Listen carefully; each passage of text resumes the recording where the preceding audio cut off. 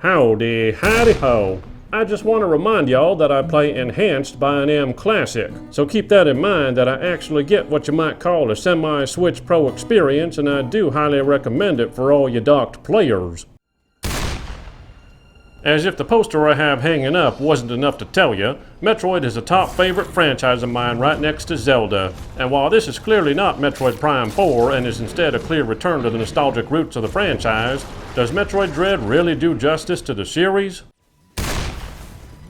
I'm the kind of guy that gives you fair warnings, and this is another game that needs one. If you're like me and well versed in Metroid, then this game will be relatively easy because almost all the mechanics are familiar. If you're new to the Metroid series, then this game will be relatively difficult because it assumes you're the former. Thus, you should summarily prepare to be humming along for hours and then suddenly die. The difficulty pacing can be a bit jarring, I admit it even as a seasoned player. However, know that you're going through the very formula that spawned the Metroidvania subgenre and would forevermore influence 2D side-scrollers. This means you'll be both pressing forward and backtracking through an interconnected maze as you gain moves to open new paths in old areas. And while, again, most of these new moves are simply familiar to me, it was still fun to retread the very mechanics that turned me on to Samus in the first place. From morph ball antics to grappling hooks, it's all here. And the good news, they've balanced that nostalgia with modernization, primarily the melee counter and cloaking, so it was both a trip down memory lane and a good one at that. This is the queen that spawned an entire subgenre, and I'm absolutely glad they managed to preserve the core formula, even if I have tread it dozens upon dozens of times before. As you know, I've been slowing myself down and taking more time playing the games I review, but I'm sad to report that I still hit the credits in this game in a little over 8 hours. Granted, I likely died a lot less than the average player, but I went back in and there just isn't much after it's over. Since Nintendo has no achievement system either, unless you're into challenge and speedruns on hard mode, there isn't much else to do.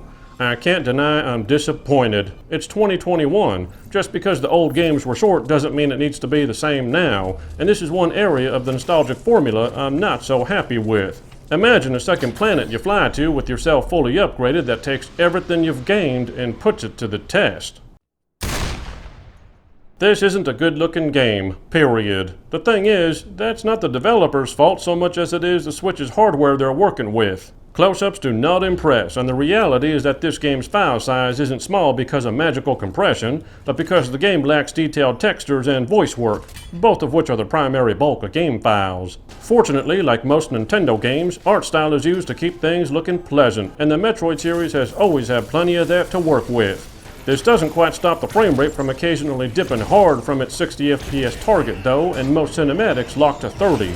Again, I understand this is less this game's fault and more Nintendo's fault, but it hurts me to say these things because this is a franchise that absolutely deserves more power to bring its vision to life. Moving on to the story, I know, story in a Metroid game. This is minimally delivered in bite-sized amounts as you progress like its predecessors. Obviously, with how little it gives you, I can't really tell you the culmination without spoiling it, but know that it has some obvious twists that do come together in a nice, yet all too familiar outcome. It too focuses on nostalgia with a hint of modernization, or progression lore-wise. I will close on one side note though. The music took a back seat, and it really shouldn't have if you know the Super Metroid tunes by heart like I do. Brinstar? Norfair? Anyone? This hurts me because I wanted to like this game more. This is a top franchise for me, and I want to see it grow and fulfill its vision as an industry top dog. That doesn't mean I don't appreciate this retread, and I can't deny that I had a smile on my face at times from the antics of old brought to life in today's era. The formula aged well and remains at the top of its game, even with some modernizations. Sadly, it's over too quickly for anyone not into personal play records, and it's really hard to look at against the backdrop of other modern gaming platforms without feeling like the Switch just can't do this franchise visual justice. I still enjoyed every minute of this short nostalgia trip though, even if some of its faults lie with Nintendo and not the developers. I give Metroid Dread an 8.5 out of 10. See you next time on the Gaming 5.